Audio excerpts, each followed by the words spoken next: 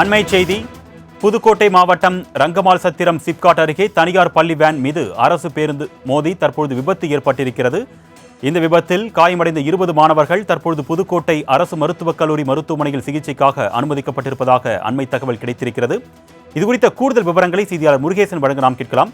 வணக்கம் முருகேசன், இந்த விபத்து சம்பவம் எப்படி நடைபெற்றது? விவரங்கள்.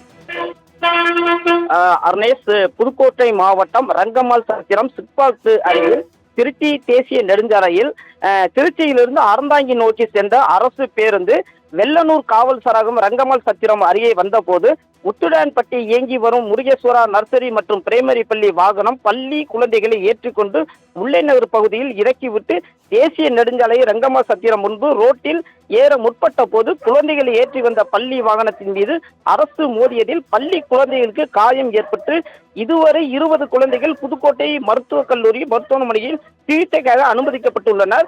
அதில் காவிரி நகரை சேர்ந்த ராஜன் மகன் மனோ ரஞ்சித் என்ற 3ஆம் வகுப்பு மாணவன் ஆபத்தான நிலையில் மருத்துவமனையில் சிகிச்சை பெற்று வருகிறார். இந்த விபத்து குறித்து வெள்ளனூர் காவல்துறை விசாரணை நடத்தி வருகின்றனர். அர்னேஷ், விவரங்களுக்கு நன்றி முருகேசன்.